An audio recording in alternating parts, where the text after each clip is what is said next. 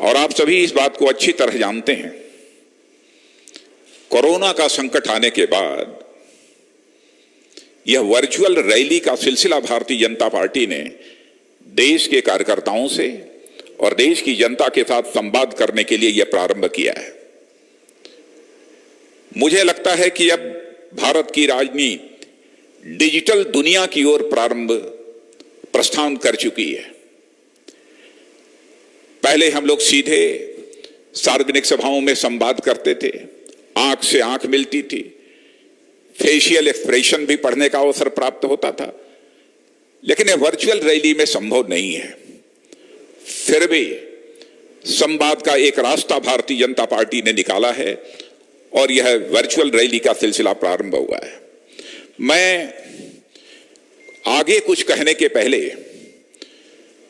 मैं जम्मू कश्मीर के उन सारे शहीद हुए अपने सेना, सीएपीएफ और जम्मू कश्मीर पुलिस के जवानों की स्मृति को नमन करता हूं। और यहीं पर कश्मीर में सरपंच अजय पंडिता की जिस तरीके से कायराना हमला करके हत्या की गई है, निर्मम हत्या की गई है, बहनों भाइयों, मैं उन अजय पंडिता की स्मृति को ही मैं नमन करता हूं। जम्मू के कार्यकर्ताओं को और जम्मू की जनता को संबोधित करने के लिए यदि मैं खड़ा हुआ हूं तो मैं पंडित प्रेमनाथ जी डोगरा को भी नमन करना चाहता हूं और साथ ही नमन करना चाहता हूं कश्मीर घाटी के बारामूला क्षेत्र के रहने वाले मोहम्मद मकबूल शेरवानी को, जिन्होंने 1947 में कश्मीर में भारत का तिरंगा झंडा फहराने का काम किया था। उनको भी मैं नमन करता हूं। मित्रों, आप सभी जानते हैं कि हमारे भारत के यशस्वी प्रधानमंत्री श्रीमान नरेंद्र भाई मोदी के नेतृत्व में हमारी सरकार ने अपने 6 वर्षों का कार्यकाल पूरा किया है। जैसा आपके प्रदेश अध्यक्ष रविंद्र रैना जी ने भी बतलाया, यह मोदी जी के कार्यकाल का यह पहला वर्ष है, दूसरे कार्यकाल का यह पहला वर्ष है। तो पार्टी ने यह तय किया और हमारे पार्टी की यह परंपरा भी है, यह हम सरकार में होते हैं तो 1 साल पूरा हो जाने के बाद अपनी प्रोग्रेस रिपोर्ट, अपनी प्रगति की रिपोर्ट लेकर, अपना लेखा जोखा लेकर हम जनता के बीच सीधे जाते रहे हैं। लेकिन सीधे नहीं जा पा रहे हैं, तब वर्चुअल रैली के माध्यम से अपना रिपोर्ट कार्ड हम जनता के सामने प्रस्तुत कर रहे हैं। दूसरे कार्यकाल के पहले वर्ष का मैं 5 वर्षों के कार्यकाल की जो उपलब्धियां हैं बहुत ही संक्षेप में आगे उनकी मैं चर्चा करूंगा। लेकिन दूसरे कार्यकाल का पहला वर्ष का जहां तक प्रश्न है, बहनों भाइयों, इस सच्चाई को कोई नकार नहीं सकता है कि हमारी सरकार ने मोदी जी के नेतृत्व में कई उल्लेखनीय कार्य किए हैं और जहां पर उल्लेखनीय कार्य किए हैं वहीं पर एक बड़ा संकट, एक बहुत बड़ी चुनौती भारत को ही नहीं बल्कि सारी विश्व को झेलनी पड़ रही है। वह है कोविड-19 की, यानी कोरोना की चुनौती। यह बहुत बड़ी चुनौती है और आपने देखा होगा, समाचार पत्रों से आपको जानकारी प्राप्त हुई होगी कि दुनिया के कई विकसित देश इस कोविड-19 के कारण वह लड़खड़ा गए, चाहे अमेरिका रहा हो, चाहे ब्राजील रहा हो, चाहे स्वीडन रहा हो। लेकिन हमारे प्रधानमंत्री ने भारत में इस कोविड के संकट को जिस चुनौती के रूप में स्वीकार किया और 25 मार्च को लॉकडाउन की घोषणा की, सारे देश ने उस लॉकडाउन का पालन एक अनुशासन पर्व की तरह किया है। बहनों भाई, यदि हमारे प्रधानमंत्री ने लॉकडाउन की यह घोषणा न की होती तो भारत की क्या स्थिति होती, हम इसे शब्दों में बयां नहीं कर सकता है। और पीएम मोदी जी ने कोरोना की दस्तक होते ही इस देश को इस संकट का मुकाबला करने के लिए पूरी तरह से तैयार किया और हमारी सरकार द्वारा जो भी इस कोरोना संकट से लड़ने के लिए कदम उठाए गए हैं अथवा जो काम हुए हैं, उसकी सराहना केवल मैं नहीं कर रहा हूं, उसकी सराहना वर्ल्ड हेल्थ ऑर्गेनाइजेशन ने भी भूरि प्रशंसा की है। अपने स्वास्थ्य सुरक्षा के ढांचे को भी हमने इस बीच मजबूत किया है। पीपी वेंटिलेटर्स, पीपी वगैरह जो भारत में बनती नहीं थी, वह बनाने का, बड़ी संख्या में बनाने का सिलसिला प्रारंभ किया है। और केवल पीपी का यूज हम भारत में कर रहे हों ऐसा नहीं है, बल्कि हम दुनिया के दूसरे देशों को भी अब एक्सपोर्ट कर रहे हैं। जम्मू कश्मीर का इस संकट की घड़ी में जो परफॉर्मेंस रहा है, मैं कहना चाहूंगा कि गोवा के बाद सबसे अधिक टेस्टिंग रेशियो यदि किसी यूटी का रहा है तो जम्मू कश्मीर का रहा है। इसके लिए मैं यूटी एडमिनिस्ट्रेशन को अपनी तरफ से बधाई देना चाहता हूं। और मित्रों, भारतीय जनता पार्टी का यहां तक सवाल है, चुनौतियों पर विजय प्राप्त करने का नाम ही भारतीय जनता पार्टी है। और मैं आपको याद दिलाना चाहता हूं 1984 की, जब भारतीय जनता पार्टी को भारत की संसद में 2 सीटें प्राप्त हुई थी, तो भारत ही नहीं बल्कि दुनिया के राजनीतिक विश्लेषकों ने यह कहना प्रारंभ किया था कि अब भारत से भारतीय जनता पार्टी अब समाप्त हो जाएगी, क्योंकि संसद में केवल 2 ही सीटें प्राप्त हुई। लेकिन उस समय के हमारे नेता आदरणीय अटल जी अडवाणी जी ने इस चुनौती को स्वीकार किया और उसके बाद संकल्प लिया। और आपने देखा कि उसका परिणाम क्या हुआ। जिस भारतीय जनता पार्टी को 1984 में भारत की संसद में केवल 2 सीटों पर विजय प्राप्त हुई थी, वह भारतीय जनता पार्टी अब भारत में दोबारा अपनी पूर्ण बहुमत से सरकार बनाने में कामयाब हुई है। यानी 2 से लेकर दोबारा तक की हम लोगों ने यात्रा पूरी की है। यानी संकटों और मुसीबतों की चुनौती को स्वीकार करना, यह हमारे स्वभाव में है। यह है हमारी भारतीय जनता पार्टी का चरित्र। और आप भी इस बात से सहमत होंगे कि जब हम लोग 1952 में हम लोगों का पहला घोषणा पत्र बना, उसमें भी हम लोगों ने जिन कामों की चर्चा की थी, लगातार जब जब भी चुनाव होते रहे हम लोग बराबर उन कामों की चर्चा करते रहे। मैं यहां पर चर्चा करना चाहूंगा उस धारा 370 की, 35A की। लोग यह कहते थे कि भारतीय जनता पार्टी बराबर धारा 370 को समाप्त करने की बात करती है, 35A को समाप्त करने की बात करती है, केवल जनता का वोट हासिल करने के लिए इस प्रकार के मुद्दे अपने घोषणा पत्र में भारतीय जनता पार्टी लाती है। और कभी कभी हमारे कार्यकर्ताओं को भी यह लगता था कि शायद हम धारा 370 और 35A को किसी भी सूरत में समाप्त नहीं कर पाएंगे। लेकिन बहनों भाइयों, आपने देखा भारतीय जनता पार्टी ने, यानी जब हम जनसंघ के रूप में काम कर रहे थे, तब जो हमने कहा था, अवसर मिलते ही, भारत की संसद में पूर्ण बहुमत मिलते ही चुटकी बजाकर हमने उस काम को पूरा कर दिया है। यह है भारतीय जनता पार्टी का चरित्र। यानी हम जो कहते हैं वह करते हैं। आजाद भारत की राजनीति कि यदि कोई समीक्षा करे, सहज रूप से इस नतीजे पर पहुंचेगा कि आज के कुछ वर्षों पहले लोग यह कहते थे, राजनीतिक पार्टियां, नेता आश्वासन जनता को बहुत देते हैं, बहुत सारे वादे करते हैं, लेकिन अपने वादों को पूरा नहीं करते हैं। लेकिन बहनों भाइयों, प्रधानमंत्री नरेंद्र भाई मोदी के नेतृत्व में हमने करके दिखा दिया कि भारतीय जनता पार्टी हिंदुस्तान की एक ऐसी राजनीतिक पार्टी है जो कहती है वह करती है। हम भारत की राजनीति में विश्वास का संकट, क्राइसिस ऑफ क्रेडिबिलिटी किसी भी सूरत में नहीं पैदा होने देंगे। यह भारतीय जनता पार्टी का संकल्प रहा है और उस संकल्प को धारा 370 समाप्त करके हम लोगों ने पूरा किया है। सरकार बनने के 100 दिनों के अंदर ही इस काम को हमने पूरा किया है। किसी ने कहा है कि मोदी, दर्द की रात गई, गम का खजाना भी गया, मोदी तेरे हिम्मत से यह दाग पुराना भी गया। बहुत पुराना दाग था धारा 370 का मित्रों, वह समाप्त हो गया।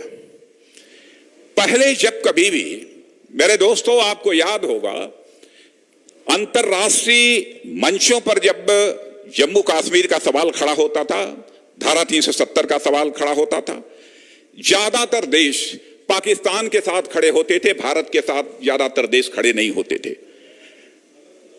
ऐसे बिरले कुछ ऐसे देश होते थे, और विशेष रूप से रूस, जो कि भारत के साथ खड़ा होता था। लेकिन अंतर्राष्ट्रीय जगत में हमारे प्रधानमंत्री ने भारत की प्रतिष्ठा इतनी बढ़ाई है कि इस बार आज दुनिया के देशों में अन्य देशों का समर्थन तो प्राप्त हो ही रहा है, अब मुस्लिम देशों का भी बड़ी संख्या में हमको इस मुद्दे पर समर्थन प्राप्त हुआ है। यह हम लोगों के लिए बहुत ही एक हर्ष का विषय है। हम कुछ देशों को छोड़ दें, मलेशिया हुआ, तुर्की हुआ, इन देशों को छोड़ दें तो मैं कह सकता हूं कि दुनिया के मुस्लिम देशों का भी हमको समर्थन प्राप्त हुआ है। पहले आपको याद होगा कि कश्मीर में कश्मीर की आजादी को मुद्दा बनाकर आंदोलन होते थे, तो आंदोलन में बराबर कश्मीर का जो अपना झंडा था वह कश्मीर का झंडा नहीं फहराया जाता था, बल्कि पाकिस्तान और आईएसआईएस का झंडा वहां पर फहरते हुए हम सबको दिखाई देते थे।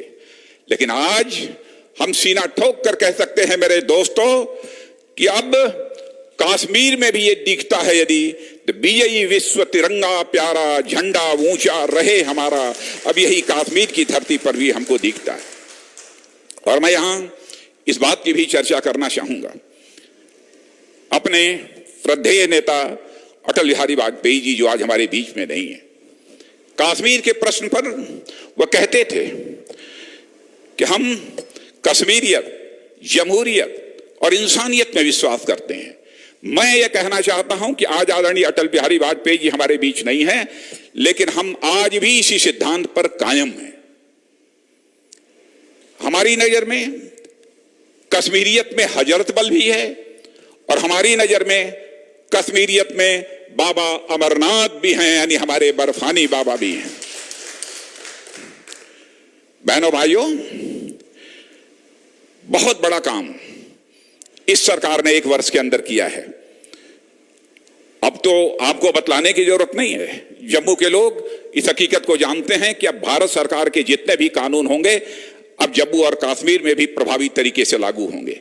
सफाई कर्मियों को, वाल्मीकि समाज को किस प्रकार की जलालत की जिंदगी जीने को मजबूर होना पड़ रहा था, यह आपको मैं बतलाने की जरूरत नहीं है। यहां मैं चर्चा करना चाहूंगा जम्मू और लद्दाख की भी। जम्मू और लद्दाख के लोगों को ऐसा लगता था कि बहुत सारी इसके पहले की भी सरकारें कश्मीर को ज्यादा महत्व देती हैं, जम्मू और लद्दाख इन दोनों की उपेक्षा करती हैं। लेकिन बहनों भाइयों, अब मौसम बदल चुका है। मैं कहना चाहूंगा अब मौसम बदल चुका है और हमारे चैनल्स भी आपने देखा होगा, मुजफ्फराबाद और गिलगित का तापमान, टेम्परेचर जिसे हम कहते हैं दर्जाए हरारत बता रहे हैं, अब टेम्परेचर बतला रहे हैं। मुजफ्फराबाद की और गिलगित की इस तरीके से माहौल इस समय बदला हुआ है। और मैं जानता हूं कि यह टेम्परेचर बतलाने के कारण, यह दर्जाए हरारत बताने के कारण अब इस्लामाबाद में भी कुछ हरारत महसूस होने लगी है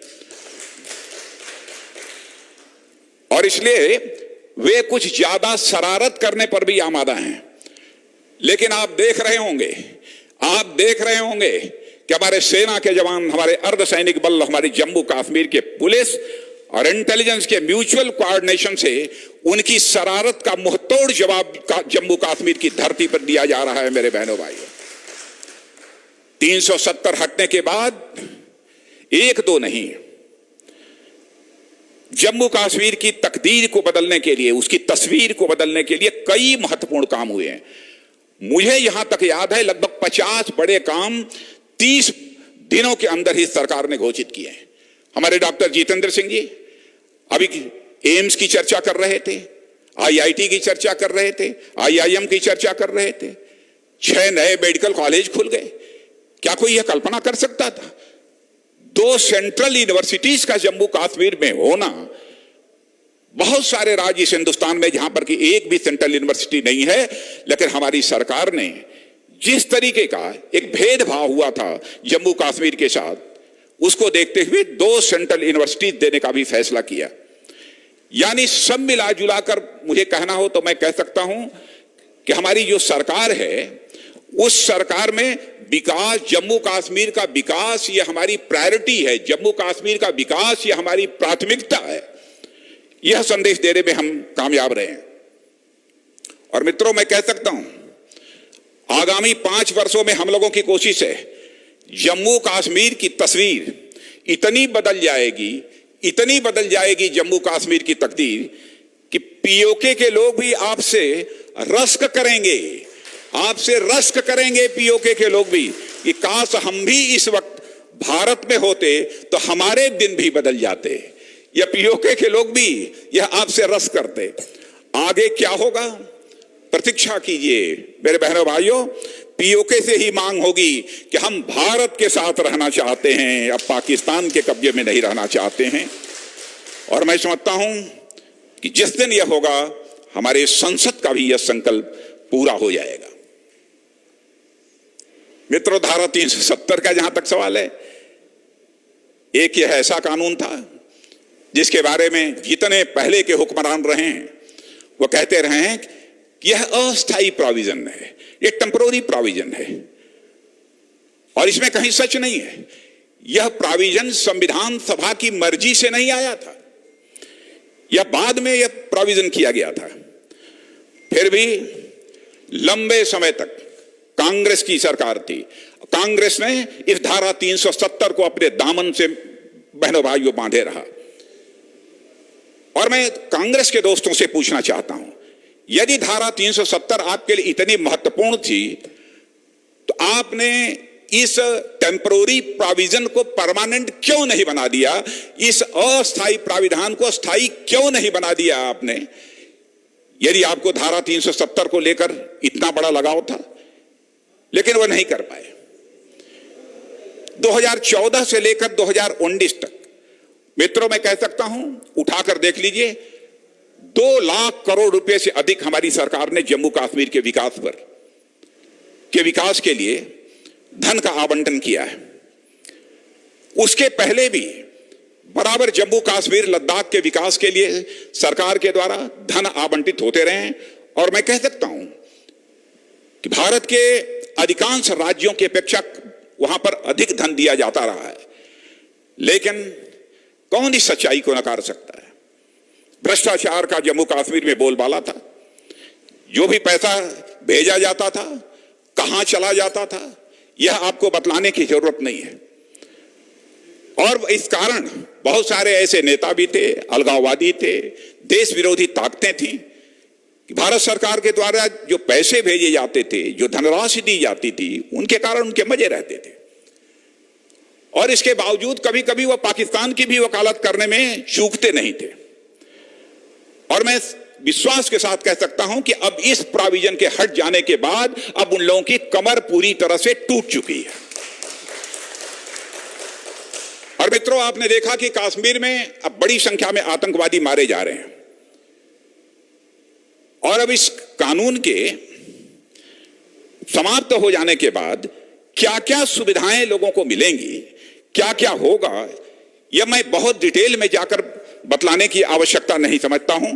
आप सब अच्छी तरह जानते हैं, क्योंकि पीओजे के पाक ऑक्युपाइड जम्मू कश्मीर से आए हुए जो लोग थे, वेस्ट पाकिस्तान से जो लोग आए हुए थे, अब जो अधिकार उनको 70 साल पहले मिल जाना चाहिए था, अब जाकर वह अधिकार मिला है। माने वह भी अब जम्मू कश्मीर के भी नागरिक होंगे। इस प्रकार का एक विश्वास, एक भरोसा लोगों के अंदर पैदा हुआ है। और मित्रों, मैं कह सकता हूं 5 वर्षों के कार्यकाल में हमारी सरकार ने जहां जम्मू कश्मीर के लिए जितना अधिक से अधिक हो सका है धन आवंटित किया है, लेकिन उसके अतिरिक्त कुछ काम जिसकी मैं यहां पर चर्चा करना चाहूंगा। नौशेरा सेक्टर और आईबी पर रहने वाले लोगों की, जब मैं गृह मंत्री था, जब उस क्षेत्र में मैं गया था तो लोगों के द्वारा यह मांग की जा रही थी कि साहब हमारे लिए बंकर बनने चाहिए, बंकर की सुविधा नहीं है। मुझे रविंद्र रैना जी ने बतलाया कि जो बंकर उस समय स्वीकृत हुए थे अब वो सब सारे के सारे बंकर बन गए हैं बहनों भाइयों। और मैं समझता हूं कि लंबे समय से जो यह मांग थी सीमावर्ती क्षेत्र में रहने वाले लोगों की, वह मांग पूरी हो गई है। और इतना ही नहीं, आईबी पर रहने वाले यानी इंटरनेशनल बॉर्डर पर रहने वाले लोगों को भी अब लाइन ऑफ कंट्रोल पर रहने वाले लोगों की तरह आरक्षण की सुविधा भी अब प्राप्त हो गई है। पंचायती सिस्टम को कितनी ताकत दी है हमारी सरकार ने, यह बतलाने की जरूरत नहीं है। कभी भी प्रधान हो, पंच हो, सरपंच हो, इन्होंने पंचायती राज व्यवस्था क्या होती है इसकी कल्पना ही नहीं थी। उन्हें जो अधिकार प्राप्त होने चाहिए थे सरकार की तरफ से, वह अधिकार कभी प्राप्त नहीं हुए। वह सारे अधिकार हमने दिए। कई नेशनल हाईवे के काम भी वहां चल रहे हैं, यह मुझे बतलाया गया है। दिल्ली अमृतसर कटरा एक्सप्रेस का हाईवे का भी काम अब तेजी के साथ प्रारंभ हो चुका है, इस बात की भी हमको जानकारी दी गई है। मित्रों, मैं यहां पर अनुच्छेद 370 के बारे में एक बात और आपसे मैं करना चाहूंगा, और वह यह करना चाहता हूं कि अनुच्छेद 370 जब समाप्त हुआ था तो हमारे बहुत सारे ऐसे विरोधी दल के नेताओं ने यह कहा कि सेकुलरिज्म के ऊपर, धर्मनिरपेक्षता के ऊपर यह बहुत बड़ा आघात जो है मोदी जी की सरकार ने किया है, यह आरोप उन लोगों ने लगाया। लेकिन मैं उनसे पूछना चाहता हूं, इमरजेंसी के दौरान 1976 में जिस समय 42वां संविधान संशोधन लागू हुआ था, तो भारत के संविधान में के प्रियम्बल में सेकुलर शब्द जोड़ा गया था। लेकिन जम्मू कश्मीर में उस समय शेख अब्दुल्ला साहब की सरकार थी और उस सरकार को कांग्रेस का पूरा समर्थन था। कांग्रेस चाहती थी खुद भी अपनी सरकार बना सकती थी। यहां तक मेरी जानकारी है, यदि मैं गलत नहीं हूं, तो 75 सीटों में 54 सीटों पर कांग्रेस को विजय प्राप्त हुई थी। लेकिन शेख अब्दुल्ला साहब को उस समय कांग्रेस ने समर्थन देकर सरकार बनाई थी। यदि इस सेकुलर शब्द के प्रति, सेकुलरिज्म के प्रति सचमुच उनका लगाव है, सचमुच उनकी निष्ठा है, तो क्यों नहीं जम्मू कश्मीर के संविधान में भी सेकुलर शब्द का प्रयोग किया गया? मैं इस सवाल का मैं जवाब चाहता हूं। जम्मू कश्मीर के संविधान के प्रियम्बल में सेकुलर शब्द क्यों नहीं जोड़ा गया? इसके लिए कौन रिस्पांसिबल है? बहनों भाइयों, इसके लिए और कोई रिस्पांसिबल नहीं है। इसके लिए रिस्पांसिबल है तो कांग्रेस की सरकार रिस्पांसिबल है, क्योंकि उस समय यदि चाहती कांग्रेस की सरकार, तो जैसे भारत के संविधान के प्रियम्बल में सेकुलर शब्द जोड़ा गया था, वैसे ही जम्मू कश्मीर के संविधान के प्रियम्बल में जम्मू या सेकुलर शब्द जोड़ दिया गया होता। अब इसके बावजूद सेकुलरिज्म का सबसे बड़ा चैंपियन बनने का वही लोग दावा करते हैं। एक अजीबोगरीब स्थिति इन लोगों ने पैदा की है। बहनों भाइयों, मैं यहां पर हमारी सरकार ने जो 6 वर्षों के अंदर काम किए हैं उसके बारे में कुछ कहना चाहूंगा। आप सभी जानते हैं कि 6 वर्षों के अंदर हमारी सरकार ने बहुत सारे बुनियादी काम किए, बहुत सारे बुनियादी काम किए। आजादी का एक लंबा दौर गुजर जाने के बाद भी लोगों की बुनियादी आवश्यकताओं को इस हिंदुस्तान में हुकूमत करने वाली सरकारों ने पूरा नहीं किया था।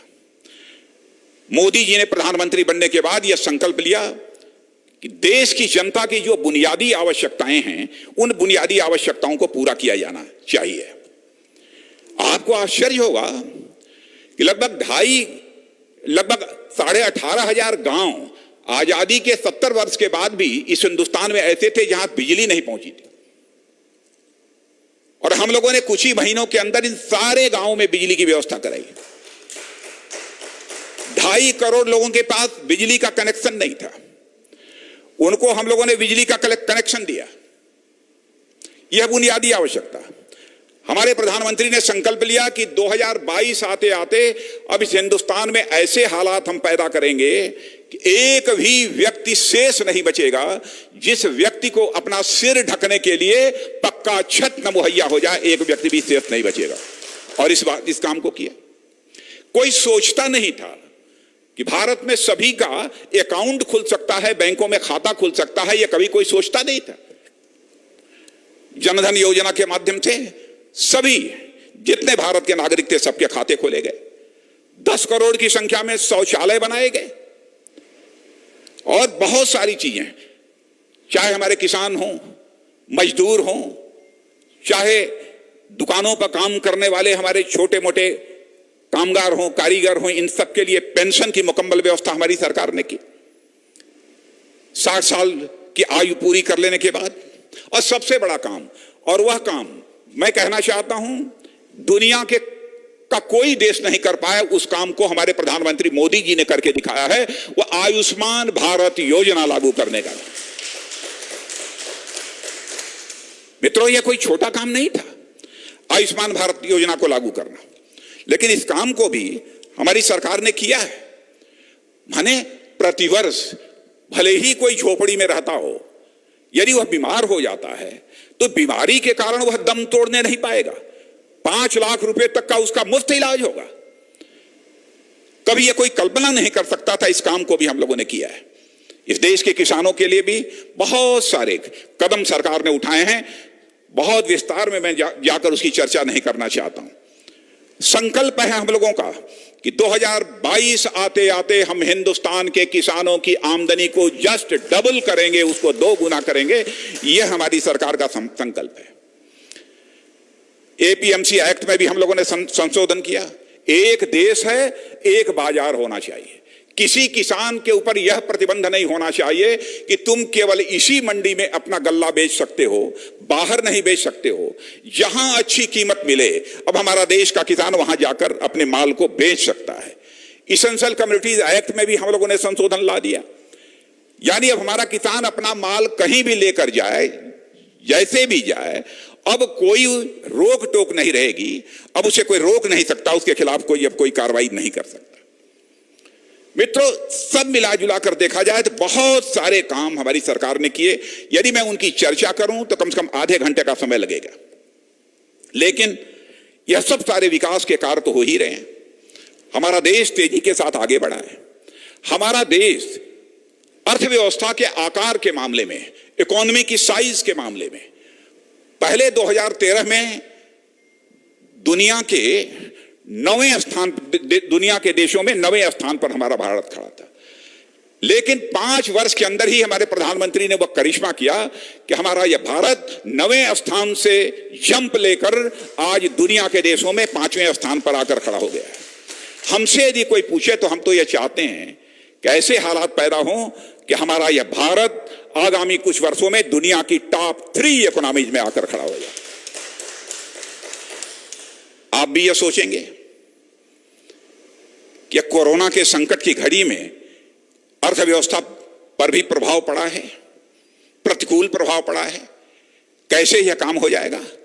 लेकिन आपने देखा कि हमारे प्रधानमंत्री ने 20 लाख करोड़ रुपए के पैकेज की घोषणा कर दी। देर नहीं लगाई, कई कदम उठाए ताकि हमारी अर्थव्यवस्था तेजी के साथ आगे बढ़े। और इतना ही नहीं, हमारे देश के नौजवानों को रोजगार के अवसर भी मिल सके, ऐसे कई कदम उठाए। एमएसएमई सेक्टर, सर्वाधिक रोजगार इस सेक्टर में लोगों को प्राप्त होता है। अब मध्यम, लघु और इन सब सारे उद्योगों की, इस लघु और इन सूक्ष्म, इन उद्योगों की परिभाषा बदल दी। इतना ही नहीं, बल्कि उनके लिए 3 लाख करोड़ रुपए का भी यह प्रोविजन कर दिया। और यह भी कर दिया कि 200 करोड़ रुपए तक का टेंडर होगा तो उस टेंडर में कोई विदेशी भाग नहीं लेगा। यह भी हमारी सरकार ने एक मुकम्मल व्यवस्था कर दी, क्योंकि हमारे प्रधानमंत्री ने आत्मनिर्भर भारत की बात कही है, आत्मनिर्भर भारत की बात कही है। और बहनों भाइयों, मैं आपको यकीन दिलाना चाहता हूं कि भारत जिस दिशा में आगे बढ़ रहा है, आगामी कुछ वर्षों में भारत को आत्मनिर्भर भारत बनने से दुनिया की कोई ताकत हमें रोक नहीं सकती। Make in India, made in India, यह सब सारा सिलसिला भी भारत के अंदर किसी प्रधानमंत्री ने प्रारंभ किया तो हमारे प्रधानमंत्री ने प्रारंभ किया। मित्रों, आप सभी जानते हैं कि रक्षा मंत्रालय की जिम्मेदारी हमारे ऊपर है। किसी मंत्रालय का सर्वाधिक यदि बजट यदि होता है तो रक्षा मंत्रालय का बजट होता है। और लंबे समय से बहुत सारे हथियार, बहुत सारे सेना के लिए साजो सामान हम दुनिया के दूसरे देशों से बराबर ही इंपोर्ट करते रहे हैं। लेकिन अब हमारी सरकार ने यह संकल्प लिया है, दुनिया के दूसरे देशों से आयात करने का, इंपोर्ट करने का सिलसिला बंद होना चाहिए। भारत दुनिया में इंपोर्टिंग कंट्री के रूप में नहीं जाना जाना चाहिए, बल्कि भारत दुनिया में एक एक्सपोर्टिंग कंट्री के रूप में जाना जाना चाहिए। और यह सिलसिला भी हम लोगों ने प्रारंभ किया। रक्षा के क्षेत्र में भी कई महत्वपूर्ण निर्णय लिए। CDS, chief of defence staff होना चाहिए। हमारी आर्मी, एयरफोर्स, नेवी, इन तीनों के बीच ज्वाइंटनेस लाने के लिए 15-20 वर्षों से यह मामला अधर में लटका हुआ था। कोई सरकार फैसला नहीं कर पा रही थी। हमारे प्रधानमंत्री ने चुटकी बजाते हुए चटपट यह फैसला कर दिया और CDS की हमारे यहां नियुक्ति हो गई। बहनों भाइयों, रक्षा की दृष्टि से भी भारत तेजी से आगे बढ़ रहा है।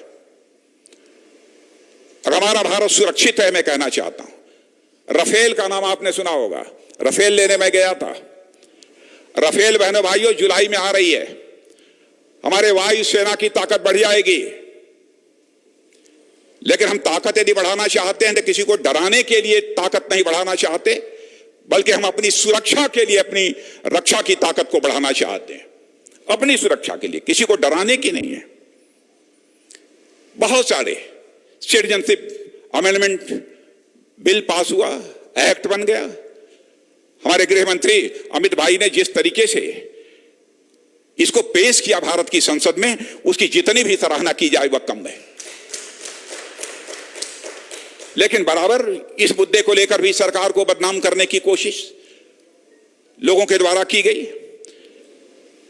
यहां के अल्पसंख्यक समुदाय की नागरिकता को समाप्त करने की यह साजिश है।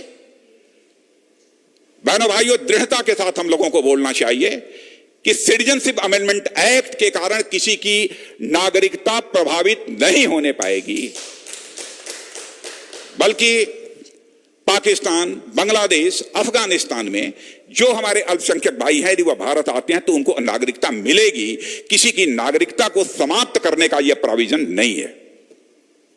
राम जन्मभूमि, इस फैसले के बारे में भी आप जानते हैं, कोर्ट के माध्यम से यह फैसला आ गया। अब यह मुराद भी हम लोगों की अब पूरी होने जा रही है। तलाके बिद्दत, 3 तलाक कानून, उसको भी चुटकी बजाकर हम लोगों ने समाप्त कर दिया। सब मिला जुलाकर मुझे कहना हो बहनों भाइयों, मैं इतना ही कहूंगा कि भारत अब तेजी के साथ आगे बढ़ रहा है। आपने देखा कि भारत की ताकत, भारत की प्रतिष्ठा इतनी बड़ी है कि अब G7 देशों में भी भारत को शामिल करने का निमंत्रण हमको जो है प्राप्त हो गया है। यह है भारत की प्रतिष्ठा। यह दुनिया के देशों में बड़ी है। इस समय भारत और चाइना के बीच भी एक विवाद चल रहा है। उसको लेकर कुछ लोगों के द्वारा सवाल पूछे जाते हैं कि क्या हो रहा है, क्या हो रहा है भारत चीन सीमा पर, लद्दाख में क्या हो रहा है। वैसे समय समय पर इसकी जानकारी लोगों को प्राप्त होती है, लेकिन मैं यह बतलाना चाहता हूं, लोकतांत्रिक व्यवस्था में विरोध पक्ष की अहमियत को भी हम समझते हैं, हम उनका सम्मान करते हैं। जो विवाद भारत और चीन के बीच पैदा हुआ है, इस समय मिलिट्री लेवल पर बातचीत चल रही है। चाइना ने भी यह इच्छा व्यक्त की है कि बातचीत के द्वारा इसका समाधान निकाला जाना चाहिए। हम लोगों की भी यह कोशिश है कि मिलिट्री लेवल पर और डिप्लोमेटिक लेवल पर बातचीत के द्वारा इंडो चाइना के बीच जो इस समय टसल है, इसका समाधान निकाला जाए। और मैं विपक्ष के बंधुओं को भी मैं कहना चाहता हूं, सभी नेताओं को भी मैं कहना चाहता हूं, हमारी सरकार किसी को अंधेरे में नहीं रखेगी। न भारत की संसद को अंधेरे में रखेगी, न किसी को अंधेरे में रखेगी। उचित समय पर हम इसका खुलासा करेंगे, हम यह बताएंगे। लेकिन इतनी बात मैं विश्वास के साथ कह सकता हूं कि हम अपने राष्ट्रीय स्वाभिमान, नेशनल प्राइड से किसी भी सूरत में समझौता नहीं करेंगे। यह हम आपको भरोसा दिलाते हैं, हम आपको विश्वास दिलाते हैं। राष्ट्रीय सुरक्षा के मोर्चे पर भी भारत मजबूत हुआ है। भारत अब कमजोर भारत नहीं रहा है। भारत की ताकत बड़ी है बहनों भाई, लेकिन इस ताकत से हम किसी को डराना नहीं चाहते। यह सब हम अपनी ताकत बढ़ा रहे हैं तो अपने देश की सुरक्षा के लिए अपनी ताकत को बढ़ा रहे हैं। इसलिए मेरे कार्यकर्ता बहनों भाइयों, मैं आप सबसे यह निवेदन करना चाहूंगा, जनता के साथ सीधा संवाद बनाकर रखिए। और हमारी सरकार ने मोदी जी के नेतृत्व में पिछले 6 वर्षों में जो कुछ भी किया है, यह संदेश लेकर हमको गांव गांव जाना चाहिए, जन जन तक पहुंचना चाहिए, लेकिन इस समय जन जन तक पहुंचना यह बहुत कठिन काम है। लेकिन सोशल डिस्टेंसिंग का ध्यान रखते हुए मास्क जरूर लगाएं। यह मैं आप सभी से अपील करना चाहता हूं, कार्यकर्ताओं से भी और जनता से भी मैं अपील करना चाहता हूं, क्योंकि यह संकट की घड़ी कोरोना के कारण जो पैदा हुई है, कब समाप्त होगी यह कुछ कहा नहीं जा सकता है।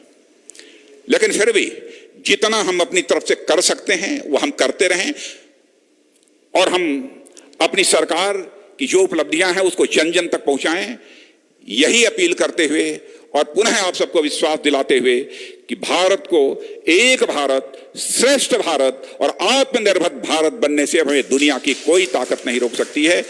इन्हीं शब्दों के साथ पुनः आप सबको धन्यवाद देते हुए अपना निवेदन समाप्त करता हूं।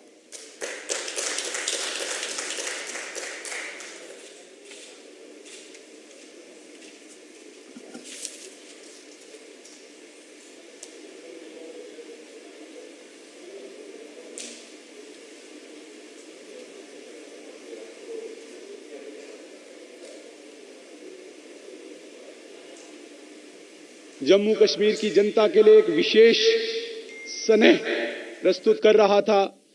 एक एक शब्द में जम्मू कश्मीर का विकास, जम्मू कश्मीर की खुशहाली और जम्मू कश्मीर की सुरक्षा दर्शा रहा था। अब मैं भारत सरकार का जो संकल्प आत्मनिर्भर भारत का है, उसके लिए जितने भी लोग इस डिजिटल रैली में सम्मिलित